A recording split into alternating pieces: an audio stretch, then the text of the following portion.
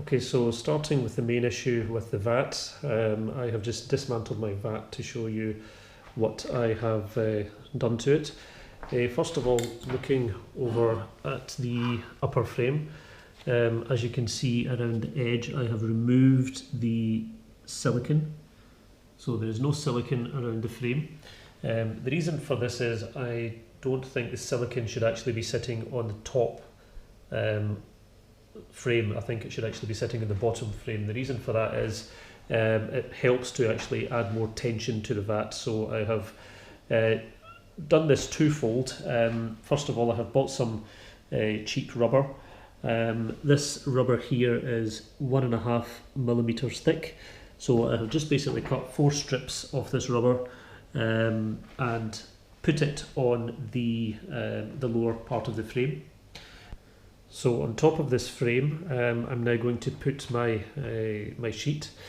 The sheet will actually just sit on top of the frame, and after that I will then put on this rubber gasket that I have made. I'll come on to that in a second. Okay, excuse the mess on the sheet. That's actually resin. I didn't bother to wash the sheet beforehand, so apologies for that. Right, what I have done is, again, I have taken another rubber sheet. The outer edge here actually fits the outer frame. I have then made the sheet a thickness of about 35 millimeters all the way around. So this sheet will now sit on top of the plastic sheet, and again, the reason for this is to provide some more tension.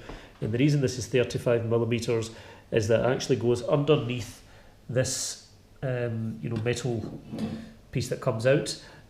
So it actually sits on this rim and forces more pressure onto the VAT. So I'll attach this on and show you what it looks like. Okay, so this is the VAT part assembled. We have the metal frame at the bottom. We then have 1.5 millimeters of rubber. We then have the clear sheet. And on top of that, we then have another 1.5 millimeters of rubber, which is slightly wider here to provide more compression onto the VAT. So all we need to do is just to reattach the top frame. Right, so what we now have here is the completed VAT modification. The VAT has been bolted down. You can also see about 5 millimeters of the rubber gasket running all along the edge. If we lift it up, it does have a nice bit of tension to it. The benefit of this, although it might be difficult to see in the video, is that the VAT now actually sits closer onto the screen. So you'll see that when I press down, there's actually no, there's no bounce at all, and that means that as the film is actually sitting on top of the screen, you will get more accurate prints. So the next modification actually involves the printer itself. Okay, so the next thing you want to do is actually remove this metal frame from the screen. So if you disconnect the screen from the Morpheus, the screen is actually held all the way around the back just with some tape, which is quite easy to just peel off. Once peeled off, the screen just comes off. So the reason I've taken this off is, again, because there is some thickness to the screen which stops the film from coming in contact with the screen. So remove the sheet as so. Now you have to be very careful. There are obviously some electronic components here as well. This here is very delicate, so you want to make sure that you don't damage this board in any way at all. So we want to try and obviously cover this up with some sort of tape that is much thinner than what the frame was. Right, so now that I've put the screen back in, connected this screen into the printer, you'll see that to protect the electronics, sorry it's a bit dark, I have actually just put in some bubble wrap to make sure the electronics don't get damaged. And I'm trying to keep the film here as thin as possible so that the screen is actually level with the bed. Now we need to make sure that we don't damage the LCD panels as we're putting it back in. One thing we need to do is we need to loosen these holders in the corner, and we need to loosen them because the vat is obviously a lot thicker now, and if we don't loosen it, it won't go back in. So carefully put the vat back in, and now when I press, you can see that the film is pretty much sitting right on top of the LCD panel. So when I put the platform on, there isn't very much that I need to actually push. I don't really need to push at all because the weight of it will actually have it sitting right on top of the panel, which will give me a much more accurate and better print. Okay, so now all we need to do is just refill the vat with resin. Now this is Fun to Do resin, which I have found gives fantastic results on the Morpheus. It's far better than the Maker Juice. The Maker Juice is actually a very poor quality resin. The pigment separates out from the resin, but with the Fun to Do resin you get a nice consistent colour all the way through. You can also add pigmentation to this to make it any colour you want. I just prefer to stick with white. So that's our printer now ready to start printing, and I'll show you the final few settings that I've changed on Creation Workshop, and then we'll start running our very first print. Now we're going to show you the settings. Some of the settings I've modified in Creation Workshop. So all we need to do is plug in our HDMI cable, and you'll see that it blinks and the black screen goes away. So if we go to configure, this is the last model that I actually printed. So when we go to configure, some of the settings I've changed are, first of all, I have changed the Z lift distance. Now, although it's recommended to keep that at 10 millimeters, I've actually increased it to 25. This actually allows the bed to move up much further, and it means that print doesn't stick to the plate at all. Z lift speed is 250 for the bottom speed. Retract speed I've actually put up from 200 to 250. If we look at the settings here, the slice thickness is 0.07 millimeters, which is 70 microns. Exposure time is 11 seconds. Bottom exposure time is 50 seconds, and I've got 3 bottom layers. So once you've done all those settings, then just make sure you apply the changes, and I don't think I've made any other changes to this. These are all the same. So now all we need to do is actually just run the print. So let's slice that, and it will take an estimated time of 3 hours and 49 minutes. And let's attach the plate. So I've put the build plate on, loosened the bolts. Now what you want to do is turn these first of all while it is still up high. So we turn them all the way to close them, and this means that the gravity is pulling it right to its middle point, because you'll find that this actually can be moved left and right, and we don't want it either way.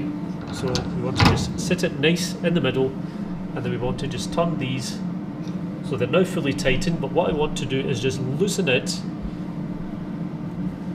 maybe half a turn, leave these loose, and now we can lower this into the vat.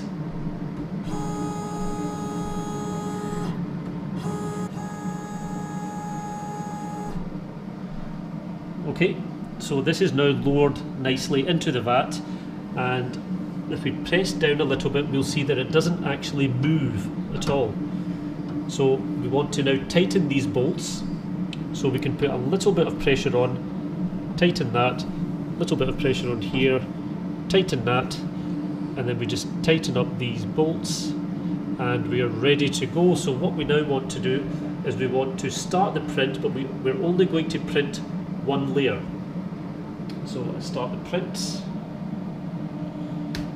and this will now be exposed for 50 seconds. So I've found that these modifications now allow me to get consistent nice prints from the Morpheus.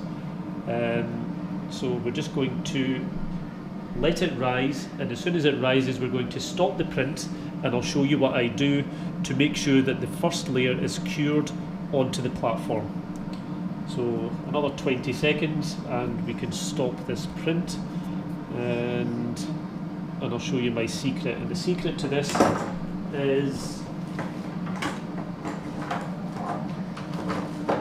this, a laser pen, and I'll show you how I use it. So, okay, we've now stopped the print, and you'll see that it retracted 25 millimeters to make sure that it fully lifted everything off the bed. So I'm going to take this up 50 millimeters.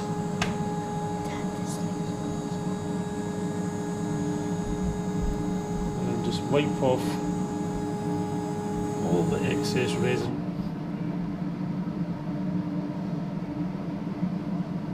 We have.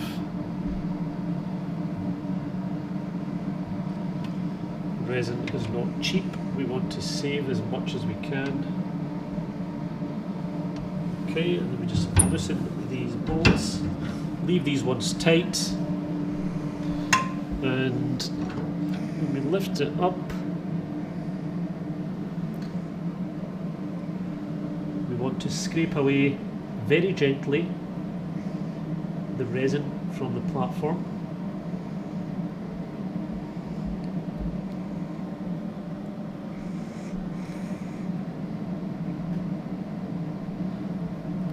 So now that this has been scraped away, what we want to do,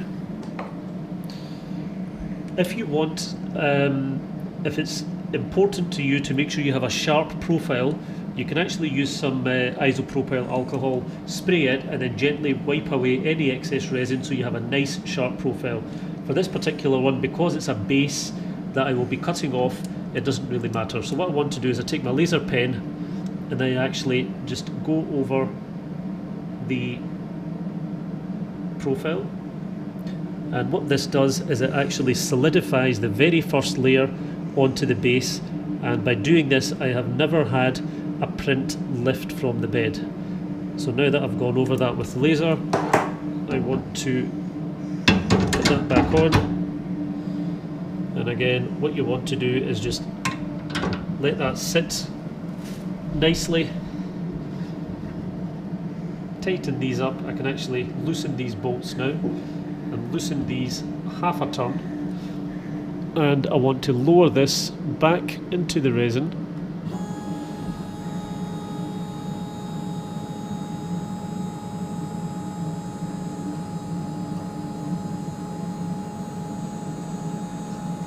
So now it's back in the resin, and as long as I don't touch it, it should come down to exactly the same position that it was before.